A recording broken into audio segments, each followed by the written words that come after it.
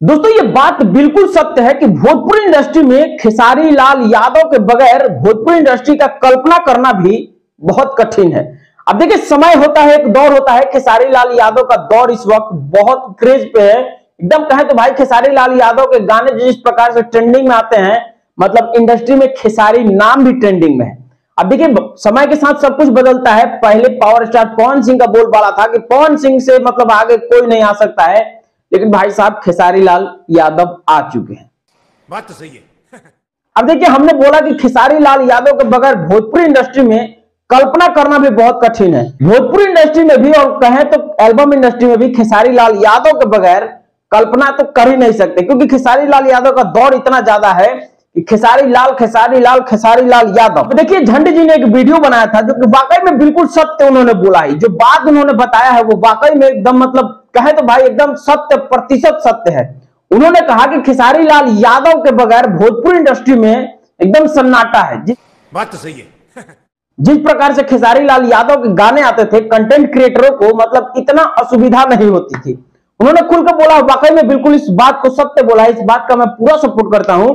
भैया सो के उठो तो खेसारी लाल यादव के गाने आपको मिलेंगे, मतलब कंटेंट का कोई कमी नहीं।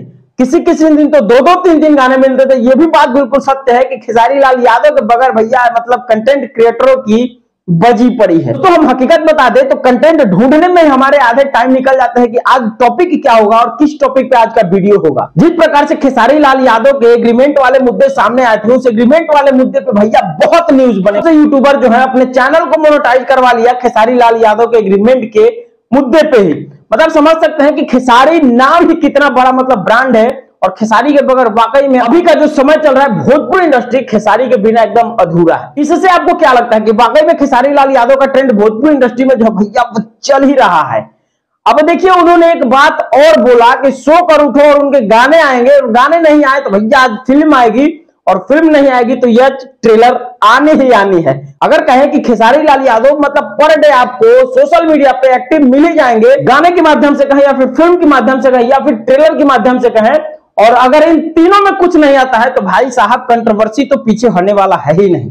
मतलब कहीं ना कहीं खेसारी लाल यादव आपको इन्वॉल्व मिलेंगे, और कंटेंट क्रिएटरों की कंटेंट की कमी नहीं होती थी।